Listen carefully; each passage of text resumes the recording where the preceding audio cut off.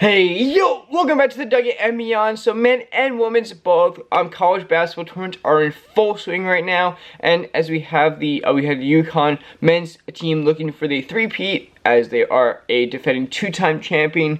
But they ran into a little bit of speed bump and lost 75-77 to the Florida Gators in this one. As this kind of goes back to a video I made a little bit earlier on in the season, right after the tournaments that they had right before like the holidays and stuff, which was where right before that the Huskies actually were off to a pretty good start. They actually, I think they won a number in a row here, and they run a 4-game win streak, and it was like, okay, like they're doing really well. They're basically blowing out these teams, and then they went on the tournament here, lost three in a row: Memphis, Colorado, and Dayton, and actually kind of got back on the horse, won a number of them in a row again to all very highly rated teams. But at that time, Dan Hurley was like, "Hey, I'm never doing an MTE ever again," and that's where in the video I was like, "What is an MTE?" Multi-team event, and that actually is just easier to say than the whole entire thing. But yeah, in this one, I was just like, I don't see them having it this year.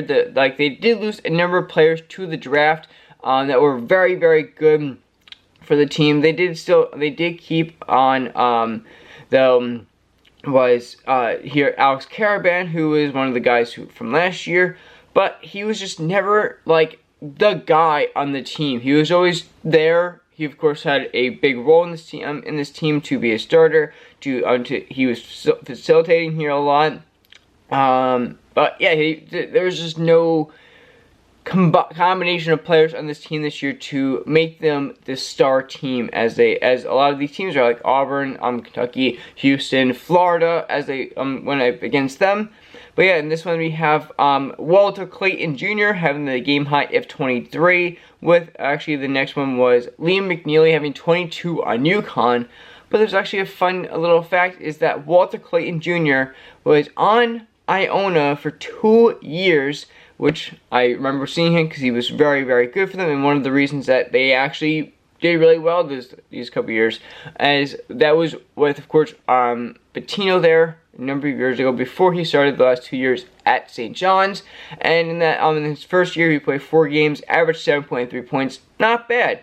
Which he averaged 16.5 points, and then after that he's just doubled everything. Of course, he played almost the entire, basically the entire season in 22 for Iona, in 31 games, 30.4 minutes there, and again he basically doubled it, 16.8 points there. And then the last couple years he's averaged just around 17.5, I would say 17.6-ish, 17.8. But yeah, he 36 games, 30 minutes around there. So he's basically been very, very average around that point the last couple years there. But of course he was on that Rick Pitino team, not Richard, who coaches New Mexico. But yeah, he got his revenge on Uconn, as when they played Iona in the first round a number of years ago. That is who they lost to, was Uconn, which went on to be Uconn's first championship there. But yeah, we have Walter Clayton has finally got his revenge on Uconn in a big way to knock them out of the tournament and to knock them out of the possibility of their three-peat. Speaking of three-peats, we haven't had a number of champions repeating here, but we might have have we had a three-peat here?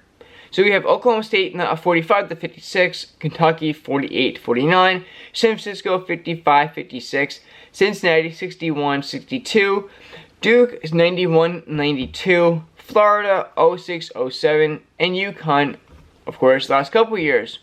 But have we had that three-peat, or have we had more in a row before?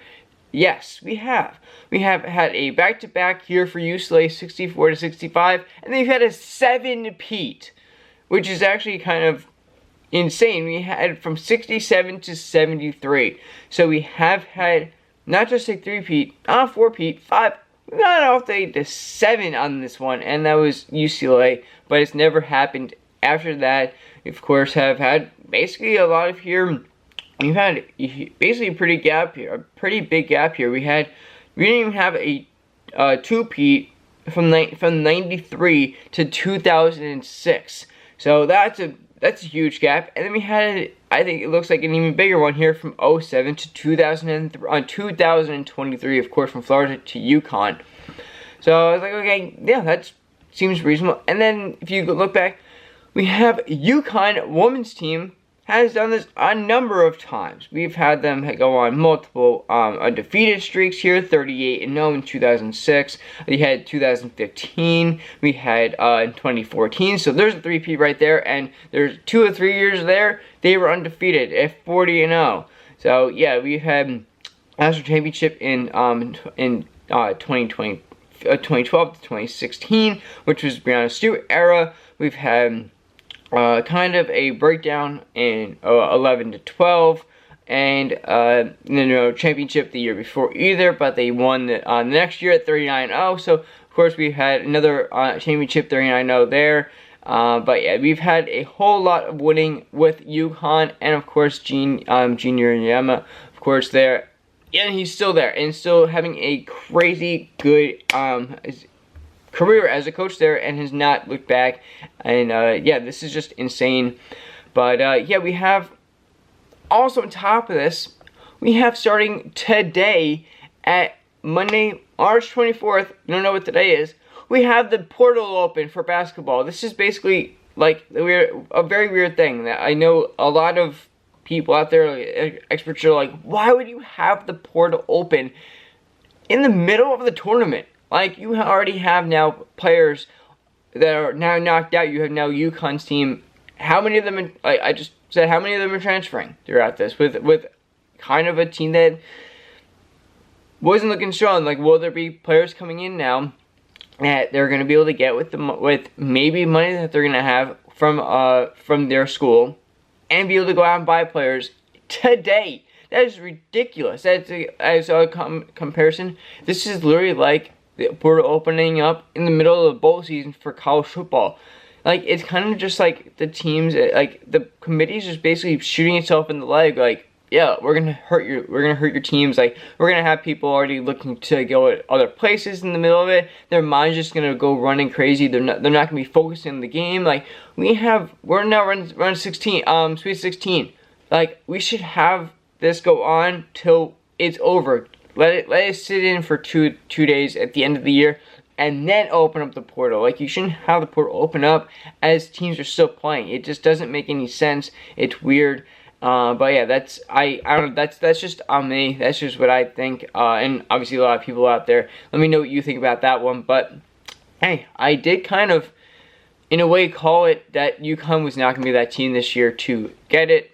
I'm kind of hating to say this, but Duke, Auburn, Houston, even Florida, we have I think we have the top four teams in each bracket still here along the way. So, and they're all looking very strong. It was definitely a tough game here for the Gators in this one, of course, as they only won by 2 here.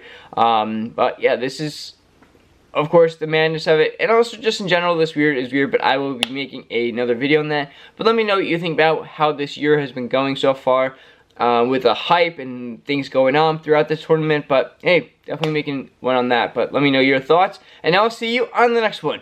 Peace!